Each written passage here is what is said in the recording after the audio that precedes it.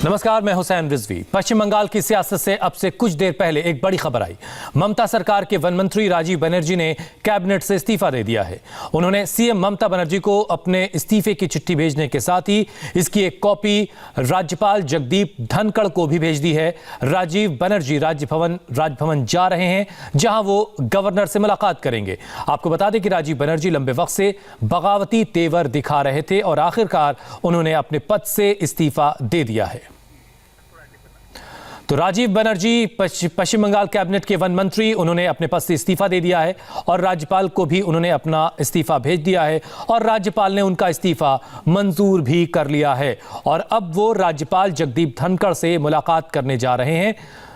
अटकलें ये लगाई जा रही लंबे वक्त से कि वो बीजेपी में शामिल हो सकते हैं। 23 जनवरी को यानी कल ही प्रधानमंत्री कोलकाता में होंगे। पराक्रम दिवस के मौके पर 125वीं जयंती होगी नेताजी सुभाष चंद्र बोस की और उसके बाद इसी महीने गृह मंत्री अमित शाह भी बंगाल में होंगे। शायद इन्हीं मौकों में से किसी एक मौके पर वो बीजेपी में शामिल हो सकते हैं। आपको बताते हैं राजीव बनर्जी आखिर हैं कौन। वो हावड़ा के डोमजूर से टीएमसी के विधायक हैं। ममता बनर्जी सरकार में वन मंत्री थे। लंबे वक्त से ममता के खिलाफ बगावती तेवर दिखा रहे थे। वो कैबिनेट की बैठकों का लगातार बायकॉट कर रहे थे। अब उनके बीजेपी में शामिल होने की अटकलें हैं, लेकिन अभी तक पार्टी से उन्होंने इस्तीफा नहीं दिया है। ये खबर अभी तक नहीं आई कि उन्होंने पार्टी छोड़ दी है, लेकिन अपने पद से इस्तीफा जरूर उन्होंने दे दिया है और जिस तरह की बगावती तेवर थे उसके बाद ये कदम उन्होंने उठाया है। और ये एक्सक्लूसिव तस्वीरें जो आप देख रहे हैं, ये वो खत है जिसके जरिए उन्होंने अपना इस्तीफा ममता बनर्जी को भेज दिया है और साथ ही साथ उसकी एक कॉपी उन्होंने राज्यपाल को भी भेज दी है और ये इस्तीफा उनका मंजूर भी कर लिया गया है। हमारे संवाददाता पवन नारा इस वक्त सीधे हमारे साथ जुड़ चुके हैं। पवन, टीएमसी के लिए ये कितना बड़ा नुकसान है, बावजूद उसके कि कुछ वक्त से उनके तेवर बगावती थे लेकिन उनको मनाया नहीं जा सका? जी बिल्कुल, कैबिनेट के मंत्री का इस्तीफा दे देना बगावती तेवर दिखाते हुए सचमुच एक बड़ा झटका कहा जा सकता है। राजीव बनर्जी हावड़ा के डोमजूर से विधायक हैं और पहले ममता बनर्जी के काफ़ी करीबी माने जाते थे, लेकिन अब काफ़ी दिनों से नाराज़ बताए जा रहे थे और कैबिनेट से इस्तीफा देना, इस बात का अब कोई शंका नहीं रही है कि वो अब तृणमूल छोड़ने जा रहे हैं, क्योंकि मान मनोवल की बातें कैबिनेट मंत्री पद से इस्तीफा देने से पहले ही होनी चाहिए थी, लेकिन जब अब इस्तीफा दे दिया है तो इस बात की संभावना बहुत कम है कि वो तृणमूल में बने रहेंगे। आशंका या कहें कि इस बात की चर्चाएं यहाँ कलकत्ता में और पश्चिम बंगाल में है कि वो जल्द ही बीजेपी ज्वाइन करेंगे।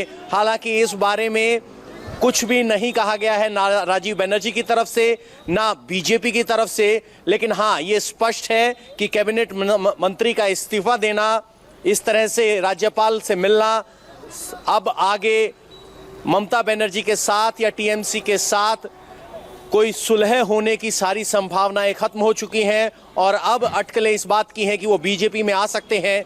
हमें कैलाश विजयवर्गीय जो बंगाल प्रभारी हैं उनके उस बयान को नहीं भूलना चाहिए जो उन्होंने दिया था, जिसमें कहा था कि 41 टीएमसी के विधायक बीजेपी के संपर्क में हैं, उनमें से एक ये भी हो सकते हैं और अब देखना होगा कि ये बीजेपी में आते हैं या नहीं, या आएंगे तो कब आएंगे।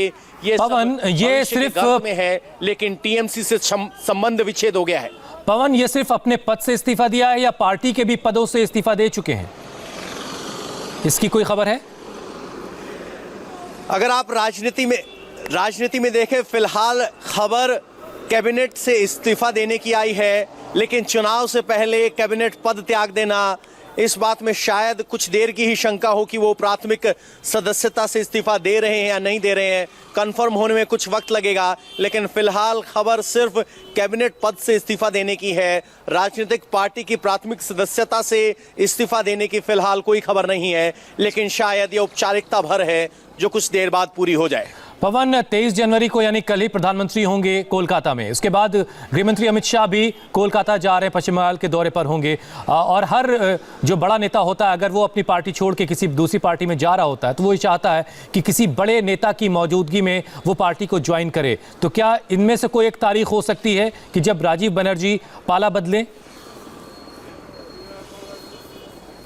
हुसैन, मैं आपको बता दूं, कल जब प्रधानमंत्री यहां आ रहे हैं वो किसी पार्टी के कार्यक्रम में नहीं आ रहे हैं। भारत के प्रधानमंत्री के तौर पर नेताजी सुभाष चंद्र बोस की 125वीं जयंती पर आ रहे हैं, तो कल ऐसी कोई संभावना नहीं है कि कल राजीव बनर्जी बीजेपी में शामिल हो या प्रधानमंत्री के यात्रा से उन्हें जोड़ा जाए। इस बात की कोई संभावना नहीं है। वो प्रधानमंत्री के तौर पर उनका एक कलकत्ता का दौरा है, जिस पे राजनीतिक गतिविधियां या कहें कि बंगाल पॉलिटिक्स शायद पर्दे पर ना हो, जेस्चरिंग बेशक हो, तो ये बात तय है कि कल ऐसा कुछ नहीं होने वाला है।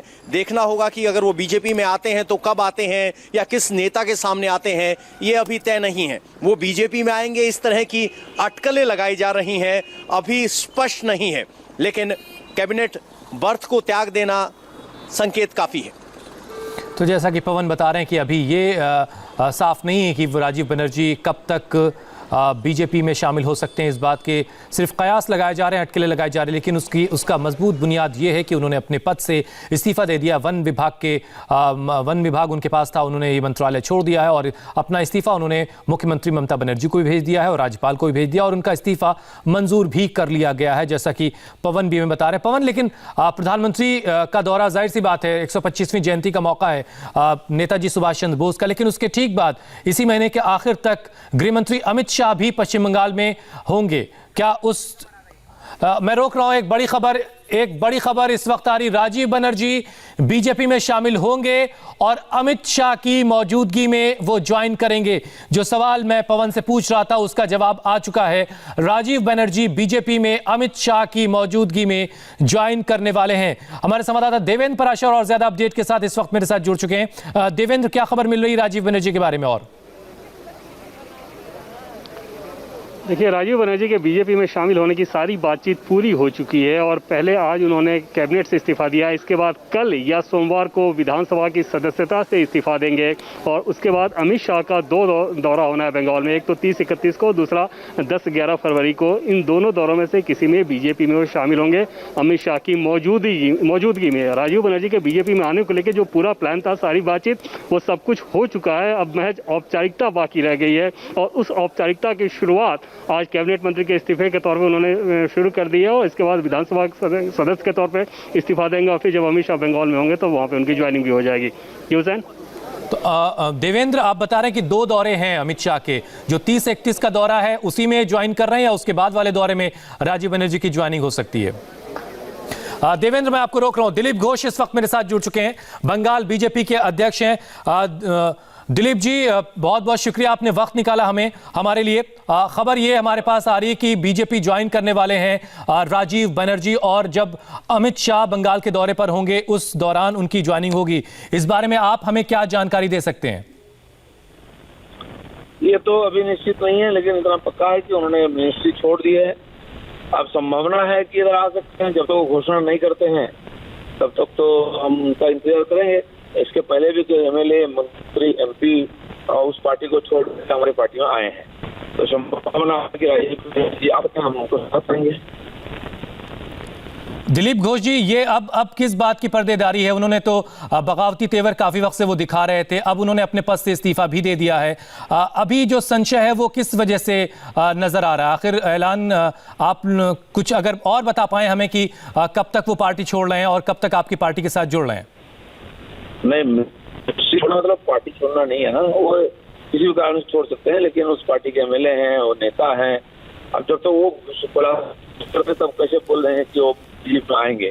संभावना है, जिस प्रकार गति प्रकृति यहाँ चल रही है, ट्रेंड है, तो लोगों का मानना है तो भाजपा में आ सकते हैं और हम भी उनका स्वागत करने के लिए तैयार हैं।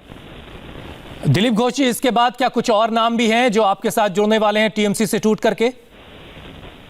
हाँ, ऐसे बहुत लंबा छोटे से बड़ा जो टीएमसी छोड़ना चाहते हैं, कुछ लोग बीजेपी में आना चाहते हैं, लेकिन यहाँ की हिंसक राजनीति और प्रतिहिंसा के कारण थोड़ा घबरा रहे हैं वो। मुझे लगता है कुछ दिन के बाद ये सब साफ हो जाएगा। दिलीप घोष जी, आपने राजनीतिक हिंसा और जो बदले की राजनीति, इसका भी जिक्र आपने किया। अभी हमने कल बर्धमान में देखा कि आपके अपनी ही पार्टी के नए और पुराने कार्यकर्ता आपस में भिड़ गए। आप इसे कैसे हैंडल करेंगे? जो आपके पुराने लोग हैं वो नाराज हो रहे हैं। नए पुराने नहीं है, पार्टी में कुछ विषय आता है जिसको लेके कोई भी नाराज हो सकता है, उससे बातचीत से हम समाधान करते हैं। पार्टी बढ़ रही, काफी तेजी से बढ़ रही है, इसलिए ये समस्या थोड़ी तो आती है, उसको हम समाधान करके आगे बढ़ रहे हैं। पूरा प्रदेश में लोग हजारों संख्या में पार्टी में ज्वाइन कर रहे हैं। कोई इक्का दुक्का घटना हो जाता है, जो संभालते हैं अपने कार्यकर्ता। तो दिलीप घोष बता रहे हैं कि बहुत सारे लोग हैं जो टीएमसी छोड़ करके बीजेपी में आना चाहते हैं और लेकिन राजनीतिक हिंसा भी एक वजह है जिसकी वजह से थोड़ा सा इसमें हिचकिचाहट है। दिलीप घोष जी, ये कितना बड़ा झटका है, कितना बड़ा नुकसान है टीएमसी के लिए? ये कोई पहली बात नहीं। आप देखिए, लोकसभा चुनाव से पहले तीन सिटी में एमपी उस पार्टी को छोड़ के हमारे पार्टी ज्वाइन किए थे। उसमें मुकुलदा है, अनुपम हाजरा है, सौमित्र खान है, 2 लोकसभा एक राज्यसभा के थे। उसके बाद भी कई नेता आ चुके हैं, मंत्री, एमएलए, एमपी, और भी लंबे लिस्ट आ रही है। तो वो जो पार्टी है, तानाशाही पार्टी है, उसमें लोग पार्टी के अंदर ही लोकतंत्र नहीं है। इसलिए बंगाल में लोकतंत्र आज गायब है। लोग और झेल नहीं पा रहे हैं, मजबूरी में रह रहे थे लोग। आज उनके पास विकल्प भारतीय जनता पार्टी आई है, इसलिए लोगों को लग रहा है कि बंगाल के लिए कुछ करना है, परिवर्तन करना है तो भाजपा के माध्यम से हो सकती है।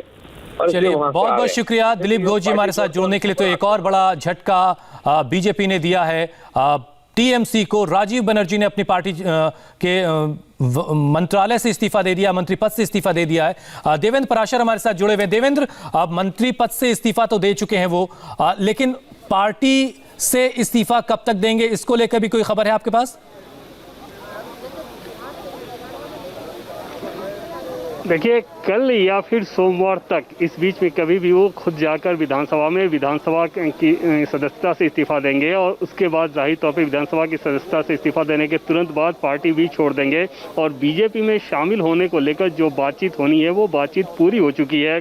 और ममता बनर्जी के बहुत खास मंत्री के तौर पर जाने जाते हैं राजीव बनर्जी, लेकिन पिछले कुछ दिनों से जिस प्रकार से वो असंतोष जाहिर कर रहे थे और बार बार इस बात को कह रहे थे कि जो कार्यशैली है इसमें मैं कंफर्टेबल अपने आप को नहीं पा रहा हूँ, तो ये तय माना जा रहा था कि आज नहीं तो कल ये मंत्री पद छोड़ेंगे, पार्टी छोड़ेंगे, उसके बाद बीजेपी ज्वाइन करेंगे। इनसे पहले आप देखें तो टीएमसी के 16 विधायक ऑलरेडी बीजेपी का दामन पकड़ चुके हैं और यहाँ पर निश्चित तौर पे टीएमसी के लिए एक बड़ा झटका है। हालांकि पिछले दिनों जब दिल्ली में बीजेपी कोर ग्रुप की बैठक हुई थी, जिसमें बीजेपी के राष्ट्रीय अध्यक्ष अमित शाह और बीजेपी के राष्ट्रीय अध्यक्ष जेपी नड्डा और केंद्रीय गृह मंत्री अमित शाह के साथ और तमाम बंगाल बीजेपी के कोर ग्रुप के दूसरे नेता मौजूद थे, उस बैठक में जेपी नड्डा जो राष्ट्रीय अध्यक्ष हैं और अमित शाह दोनों ने ये कहा था कि जो भी टीएमसी के नेता आ रहे हैं बीजेपी में, एक चीज़ बहुत ज़रूरी है कि उनकी स्कैनिंग ठीक तरीके से की जाए और जो अच्छी छवि के लोग हैं वही बीजेपी का दामन पकड़ें। क्योंकि पिछले दिनों कुछ ज्वाइनिंग को लेकर बीजेपी के अंदर आपसे डिफरेंस ऑफ ओपिनियन बहुत ज़्यादा था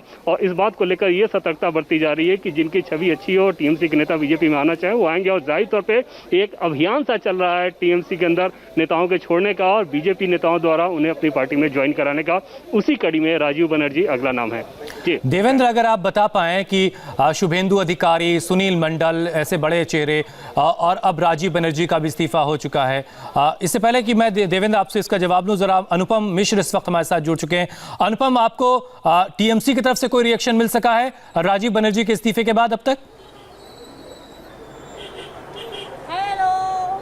अभी तक इस तरह का कोई रिएक्शन नहीं मिला है, लेकिन मिलने की संभावना है क्योंकि एक प्रेस कॉन्फ्रेंस हो रही है अभी, तो वहाँ पे राजीव बनर्जी के इस्तीफा देने पर रिएक्शन मिलेगा। हालांकि इससे पहले भी टीएमसी ने कई बार कहा है कि उन्होंने अभी पार्टी नहीं छोड़ी है। जब वो बागी मूड में आ गए थे तो ये इस तरह की बातें पार्टी ने की थी, लेकिन ऑफिशियली क्या स्टैंड है ये अभी तक नहीं पता चला। हालांकि ये पार्टी के लिए अब कुछ करने के लिए नहीं है, क्योंकि पार्टी बहुत पहले से ही पार्टी को पता था कि राजीव बनर्जी हो सकता है छोड़ेंगे, क्योंकि जिस तरह के तेवर राजीव बनर्जी दिखा रहे थे वो उन्होंने जाहिर कर दिया था और जाहिर तौर पर वो जो बोल रहे थे वो साफ तौर पर बोल रहे थे पार्टी के खिलाफ, पार्टी के अनुशासन के खिलाफ, पार्टी में जो हायरार्की है उसके खिलाफ वो लगातार बात कर रहे थे। तो ये तो पक्का था कि वो पार्टी छोड़ेंगे, कब छोड़ेंगे इस पर ही सस्पेंस बना हुआ था। तो आज उन्होंने जब पार्टी छोड़ दी है तो इसके बाद अटकलें ये तेज हो गई हैं कि वो तुरंत ही या बहुत जल्द ही बीजेपी ज्वाइन कर सकते हैं, क्योंकि पहले से ये अटकलें चल रही थी।